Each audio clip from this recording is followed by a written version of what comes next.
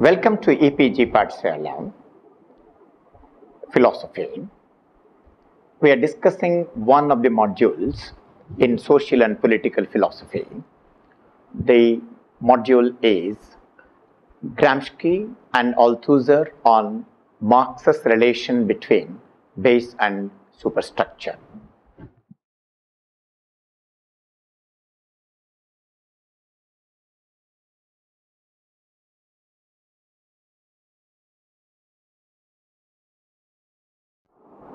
One of the remarkable achievements of Marx is to bring a very radical transformation in social theory. Social philosophy or political philosophy till Hegel operated on a convergence axis, namely they all converged on the idea that it is the politics that governs or controls the society, the civil society. The rulers or political rulers are the ones who establish and execute what should be the life the people of their societies should lead. So in other words, it is an instance of top to bottom. Marx brought a radical change to this way of looking at this relation between politics and society by bringing to the notice that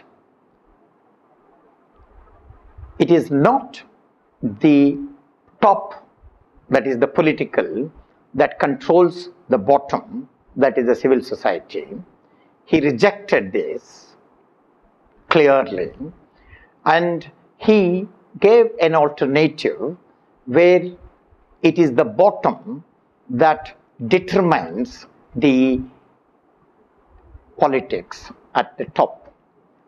Let's look at this thing carefully.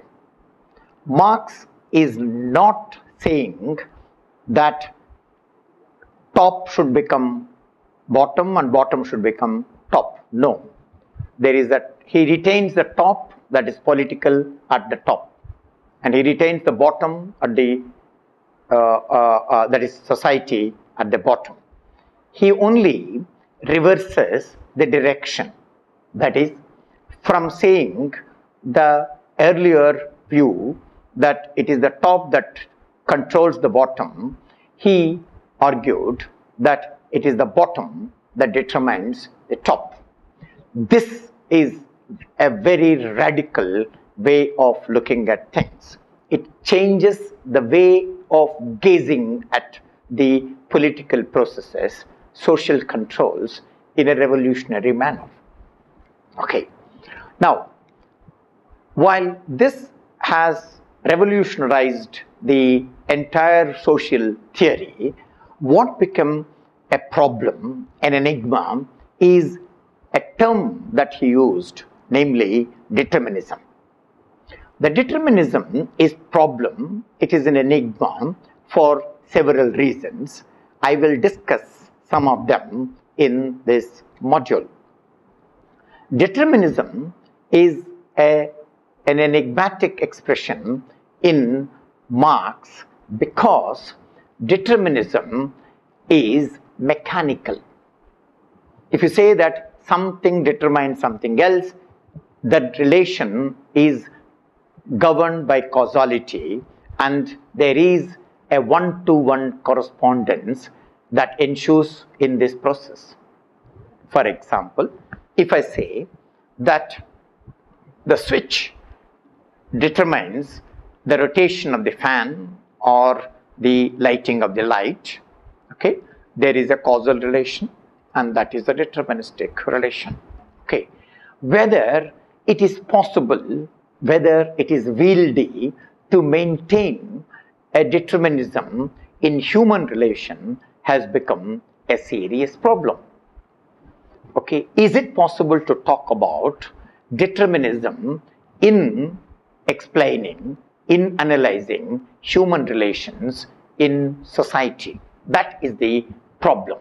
So, what we are going to discuss in this module is about the use of the term determinism, whether the use of the term determinism fits well in the revolutionary change that is brought in by Marx, or whether there will be some problems, small or bigger, in the use of this term in understanding human relation is the issue here. So, one way of looking at the complexity of the use of the term determinism is to look at two ways of using this term. One, using this term determinism, or economic determinism to be more precise, in Marxism in a literal sense of the term, where one argues and one shows that there is indeed a causal relation, a mechanical relation, a deterministic relation between the base and the superstructure. The base at the bottom and superstructure at the top. That's one way of looking at it. The other way of looking at it is that the word determinism should not be read literally but figuratively. In other words, determinism does not mean mechanical process. It is not to be taken as literally but metaphorically or figuratively, where there indeed would be some exceptions, some loose aspects that govern the relation between base and superstructure. Now, these two interpretations are indeed possible, and they have not been authored after Marx but by Marx and Engels in their own writing. Let me quote what Engels says, which is a very important passage. I quote, "Marx and I," says Engels, "are ourselves partly to blame for the fact that young people sometimes lay more stress on the economic side than is due to it. We have to emphasize," says Engels, "the main principles vis-a-vis our adversaries who denied it. We had not always the time, the place, or the opportunity to allow the other elements involved to come into their rights." Unquote. Now, this is a fascinating passage from Engels on behalf of both Engels and Marx. It is fascinating because it, in a very important way, in a tactful manner, summarizes the two positions that I have just mentioned earlier. One is that there is a school of thought who looks at the word determinism in a mechanical and causal way, and there is also another school of thought which looks at this relation not in a mechanical and in a literal sense, but in a non-mechanical and figurative sense. Okay. Now, both Engels and Marx take responsibility for giving rise to these two important ways of looking at the same process differently. In other words, there is a hermeneutic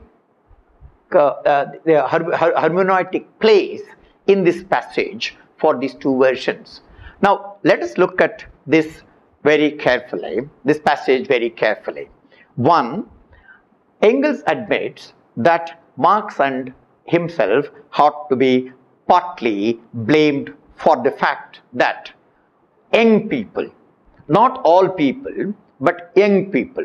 So he takes a blame for young people, not all the time, okay, but sometimes laying more emphasis on the economic side than due to it. So, in other words, he confesses that they take blame for this. But he gives a very important and interesting reason why they had given this impression, which made young people sometimes to stress more emphasis on economic aspect, is because that they were preoccupied in emphasizing the main principles vis-a-vis the adversaries who denied it. So look at this thing, that they authored determinism from this line, not because they wanted to author determinism, but they authored determinism because they wanted to emphasize the main principles in relation to their adversaries who rejected these main principles. So the exaggeration of associated with determinism is due to the fact that it is the adversaries who forced Marx and Engels to author determinism. And then he says, we had not always the time, place or opportunity to allow the other elements involved to come into their thoughts. So, a close reading of this very important passage will give us an idea of two kinds of relations that are associated with base and superstructure in Marx. With this background, let us look at how, for instance, two important post-structuralists, Gramsci and Althusser, looked at the relation between base and superstructure. Both Gramsci and Althusser have something very interesting. Gramsci and Althusser admitted that they are Marxist in total sense of the term, and they accept everything that Marx said, and they would not deviate anything from Marx. Yet, they also became the forefathers of postmodernism, which rejected Marxism. Okay, so you have two Marxists who claim that they are true Marxists, yet they become the icons, the foundational icons of postmodernism that rejected Marxism. So there is something very interesting that is associated with these two post-structuralist philosophers, social theorists, and the way in which they have been claimed by people within Marxism and outside Marxism, particularly those critics like postmodern philosophers. Okay, let us look at Gramsci carefully.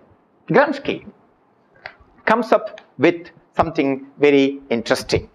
He says that when people talk about the relation between base and superstructure to be very deterministic, this is not in consonance with the writings of Marx. Because Marx did not say that base and superstructure can be understood as governed by determinism. What Marx seems to be saying is that there is whatever happens at the base will have fluctuations in superstructure. So it is not that base will determine superstructure, but the changes at the base gets fluctuated at the superstructure. Okay, so you cannot think that there is something that happens at the base and it will have an immediate expression of the structure at the superstructure level. He says if anybody maintains that everything that happens at base will be reflected automatically at superstructure, this must be contested in theory as primitive infantilism and combated in practice with the authentic testimony of Marx, the author of concrete political and historical works. And he quotes the works of the 18 Brumaire and the writings on the Eastern question, but also other writings like Revolution and Counter-Revolution in Germany, the Civil War in France and lesser works. So he says that this is not acceptable. Okay, what is acceptable is that something that happens at the base gets fluctuated at the superstructure. And he gives the following arguments in support of this claim. The first argument that he gives is the following, which is, he says that it is very difficult at any given time to get statistically the structure, that there is a structure that is the base. Okay, he says that it is very difficult to get a statistical account of the base at any particular point of time. Now let me elaborate this with an example. When I switch on a fan switch, now I know how much of power, I can know how much of power is released from the switch and how it passes through the wires and reaches the fan, which starts rotating. Okay, now I can have a statistical account of the power that is released from the switch and roughly the amount of power that reaches the fan. Now Gramsci says that it is not possible to have a similar statistical account of the base to ascertain whether what happens at the base gets automatically reflected at superstructure. Okay, what however is possible is something that happens at the base, the tendencies of the developments can be deciphered at the superstructure. We can have a tendencies that visible in the superstructure. So it is not possible to have a statistical account. And the second point that he makes, which is very important in this context, is that some things might start at the base, and they may take some time for them to reach the superstructure. So it is not automatic, it is not instantaneous as it is in the case of switch and the fan. Some things might start at the base and they will take some time to reach the superstructure. So that is also, until they reach the superstructure, you cannot maintain that the relation is deterministic. And thirdly, that something might start at the base and might stop and not reach the superstructure at all. So you have three kinds of movements from the base. Some things might start from the base and reach the superstructure. Something might start from the base and might take some time to reach the superstructure. Some things might start and never reach. So given these kinds of possibilities, it is not possible to maintain that the relation between base and superstructure is deterministic, is mechanical, is governed by causality. The other point that he makes in rejecting economic determinism is the concept of error. Error for Gramsci is very complex. A particular political act, says Gramsci, may have been an error of calculation on the part of the leaders of the dominant classes, an error which historical development through the parliamentary and governmental crisis of the ruling class then corrects and goes beyond. That is, it is possible that the political class might commit an error. Okay? And if you commit an error, now then you have to account for it. You commit an error, you can identify that error and you can correct that error and go beyond.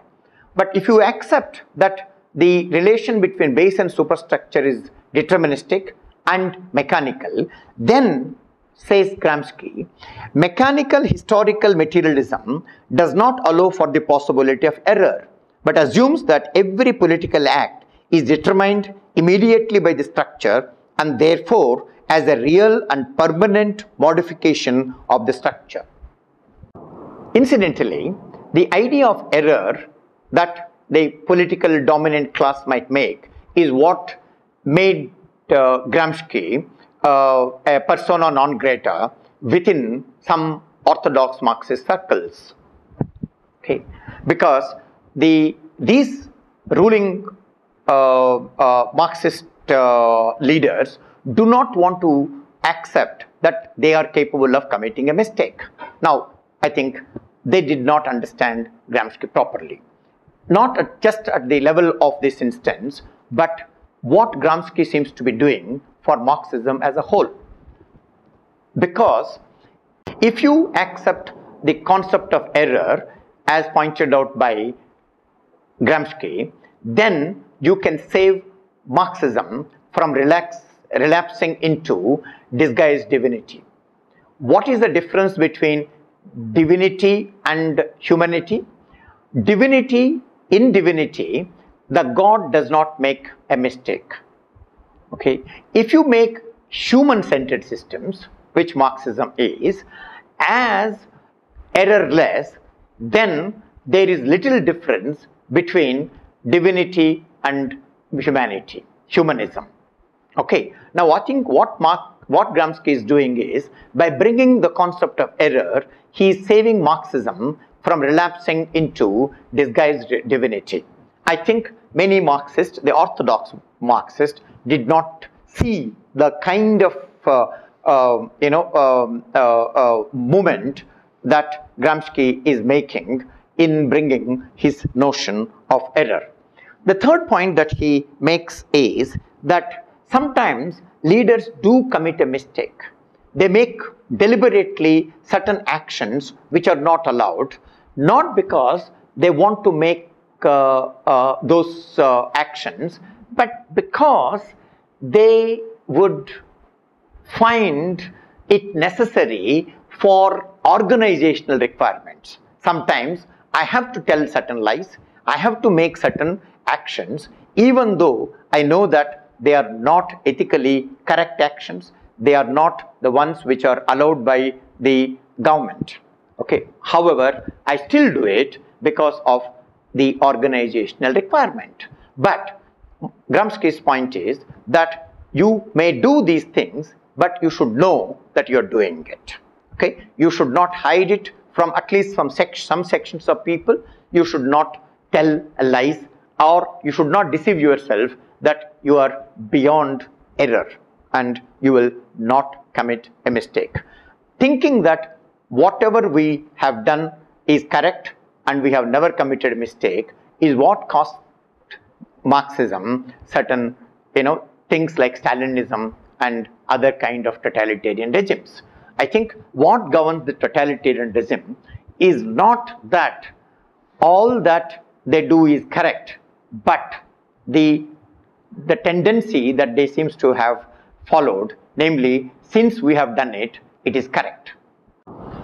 The next point that Gramsci makes is that when base changes from B1 to B2, okay, it is true that superstructure also changes from S1 to S2, but it does not mean that everything that are there in the S1 will disappear and then a B1 and S2 takes everything from B2.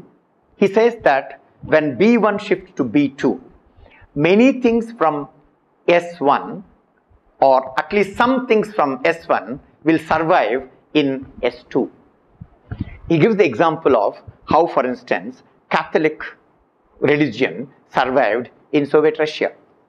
Okay, yes, the communist regime did not promote Christianity, they rejected it, and then they went, in fact, against it. Despite that, there is lot of religion that remained, which is an example that Gramsci shows, that goes in favor of saying that even when there is a change from base from one to the other thing, many things from superstructure, earlier superstructure, can survive. Okay, that's the another point that he makes. Hence, since they survive, there is no deterministic relation between base and superstructure. That does not mean that he says that base does not influence the superstructure.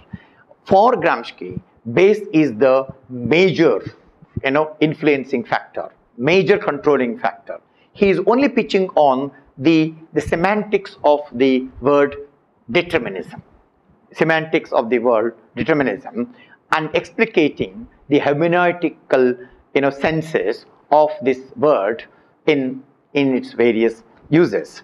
Now, then he goes on to make this point, saying that you have, on the one hand, those who argue that everything is determined by the economy. On the other hand, you have people who argue that ideology has hegemony over people. He says, now, it is not true that it is either economic determinism or ideological hegemony. He says that they are both in operation. Both are in operation, and he says that they are in a dialectical relation. But then there is something very, very interesting that he makes, which is very difficult to decipher. Namely, he says that dialectical nexus between the two categories of movement, namely the base to superstructure and superstructure to base, and therefore of research, is hard to establish precisely. In other words, what is clear in this statement of Gramsci is that both base and superstructure are active.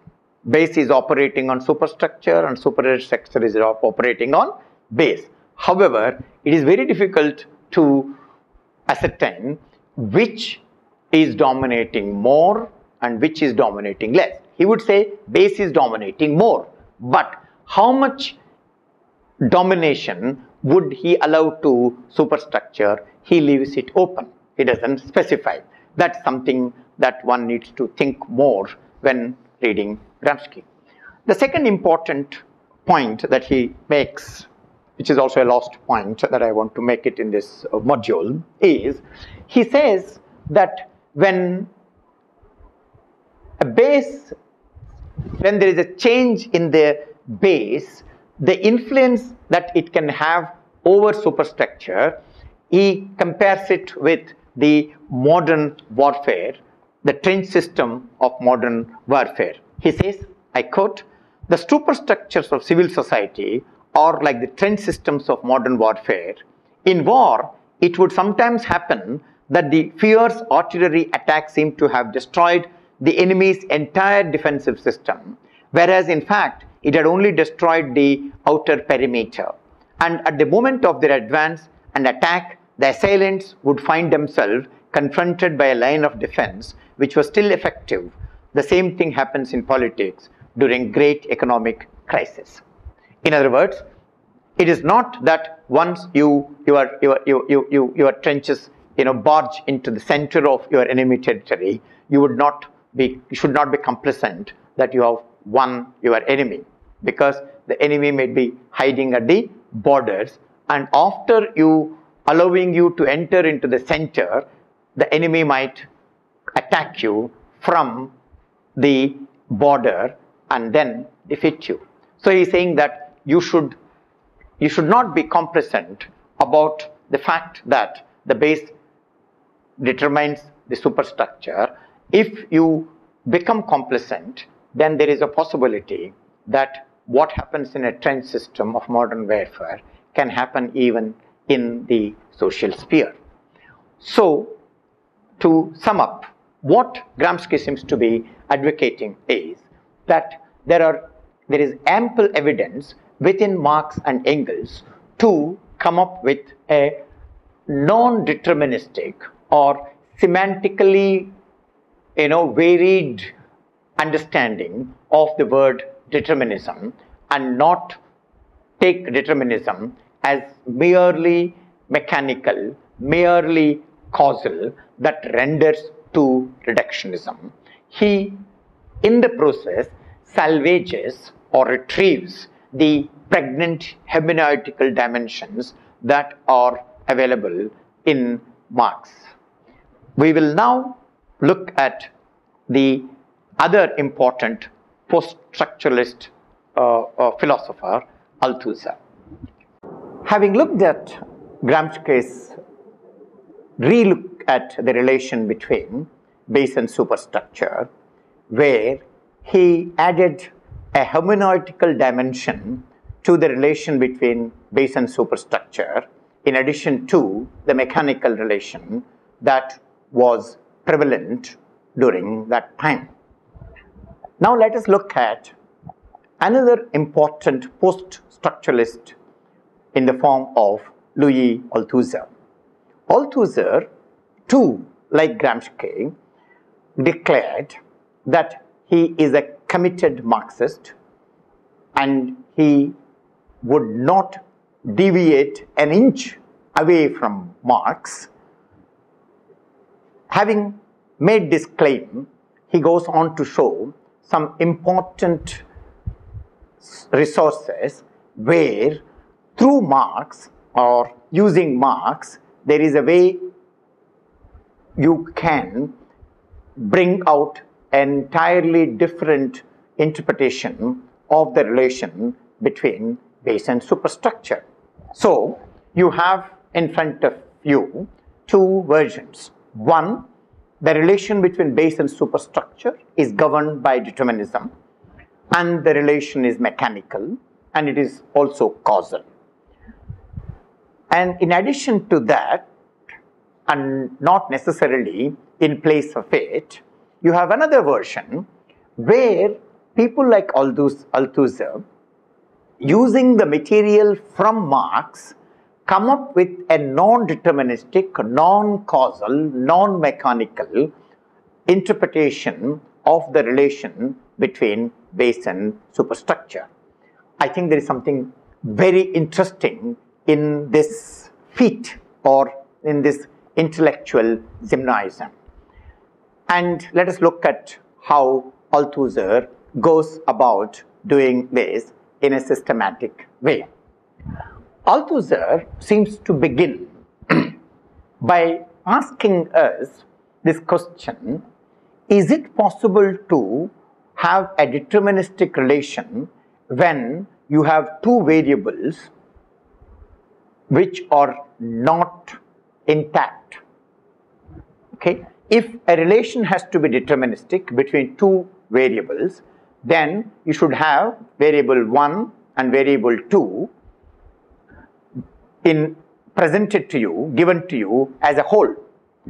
They cannot be given to you or presented to you in a loose way, in an assorted way, in an open-ended way. You have to have them in a closed way, Now, Althusser says that the idea of social whole in Marx is quite distinct from the Hegelian totality. Okay? In Hegel, the society is presented as a whole.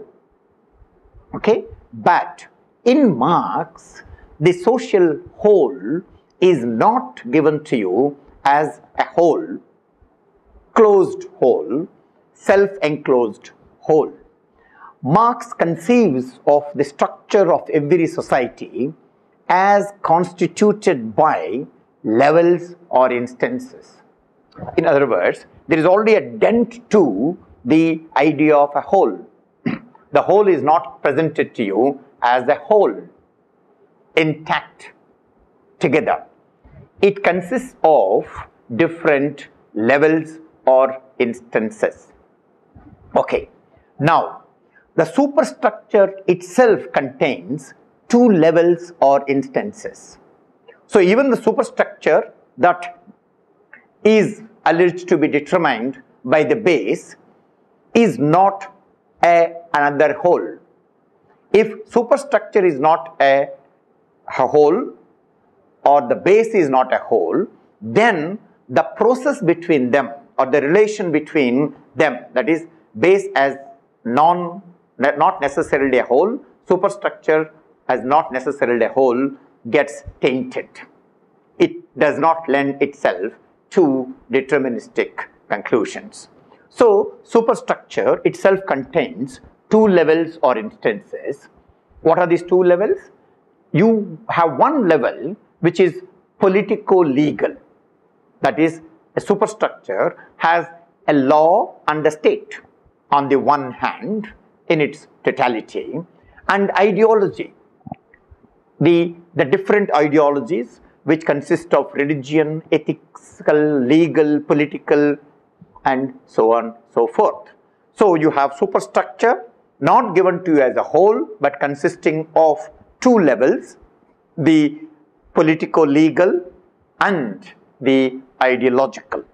So he says, if you do not have a base as a whole and superstructure as a whole, okay, then what you at most can have is not a deterministic relation between base and superstructure, but he claims that superstructure can have a relative autonomy. That is, there may be instances where base does not determine superstructure. So Althusser is not saying that base does not impact the superstructure. It enormously impacts, but the point that he is making is it does not totally impact. Okay, there is a difference between enormously impacting it and totally impacting it. If you want to claim that the relation between base and superstructure is deterministic, what you need is not enormously impacting but totally impacting. And according to Althusser, this total impact is not possible. If total impact is not possible and total impact is necessary to claim that the relation is deterministic, then you don't have it here. So that's the first point that Althusser makes. Having made a dent into the deterministic relation between base and superstructure, he goes on to make a next step where he says, at times, it is not only that superstructure remains unaffected by base and has a relative autonomy, it also has a reciprocal interaction with the base. In other words, that in addition to base massively impacting the superstructure, at times superstructure may have impact on the base in turn. Now, he then goes on to make something very, very fascinating, and it is so fascinating that this move has become a trendsetter in literary studies, in cultural studies, in order to make sense of many things that they were researching on. He uses this term called metaphor. Okay, and then he says, when Marx talked about base and superstructure, the relation between base and superstructure is used by Marx as a metaphor. If the relation between base and superstructure is metaphor, what actually it would mean is that the base in the last instance determines the whole edifice, not each and every time, and not every time in a totalistic manner. That eventually it is the base that has an impact on the whole edifice. Okay, the greatest disadvantage of this representation of the structure of every society by the spatial metaphor of an edifice is obviously the fact that it is metaphorical, that is, it remains descriptive. The metaphor is used to describe the complexity of the relation. So he says that the relation between base and superstructure can be presented differently, can be presented as non-mechanical and as metaphorical. From this, it does not mean that he rejects the classical metaphor, or that metaphor itself requires that we go beyond it. This is an important point that Althusser makes, that he says that if something is metaphorical, then metaphor by its very nature pushes you to go beyond it. Now, you are not going beyond it because you are trespassing. You are going beyond it because it is a metaphor that makes you to go beyond it by its very nature. So he says that I am not going beyond it in order to reject it as outworn. I simply want to attempt to think what it gives us in the form of description. I think this is a brilliant way of re-looking at Marx and bringing a hermeneutical dimension into him and undermine in the process the totalistic and reductionistic claims of determinism attributed to the relation between base and superstructure. Next. State, he says, is explicitly conceived as a repressive apparatus.